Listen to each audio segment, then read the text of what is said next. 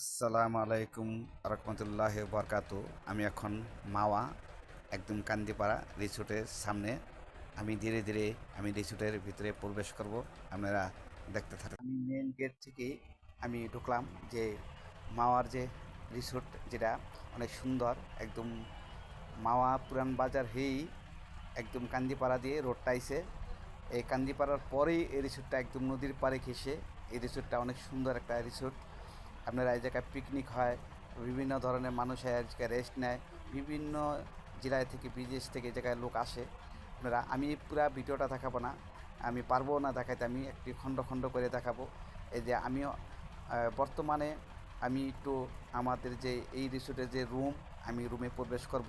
আমি রুম থেকে আবার ভিডিওটা দেখাবো।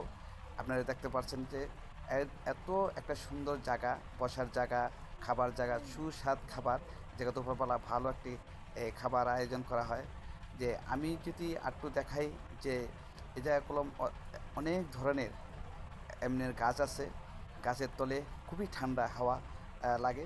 আপনারা এই জায়গায় আরও মজা পাইবেন যে সামনে একটি বিশাল বড় পদ্মা নদী। আপনারা কক্সবাজার যাইতে হবে না, কক্সবাজারের থেকে আনন্দ ভোগ করতে পারবেন, দেখে বেশি আনন্দ ভোগ করতে পারবেন। এই রিসোর্টটা আপনার সুন্দর, অনেক আগে বুকিং দিতে হয়, আপনারা জানান আগে বুকিং দিতে হয়। এই জায়গায় এই আপনি সরাসরি আসতে পারবেন না। আমি যদি একটু দেখাই যে রিসোর্টটার যে সুন্দর জিনিসগুলো, আমি পুরা সুন্দরগুলো দেখাতে পারবো না। আমি 1 2 3 করে পার্ট করে আমি ভিডিওটা করব। আপনারা আমার সাথে থাকবেন, সবসময় সাপোর্ট দিবেন, আমি দেখার চেষ্টা করব।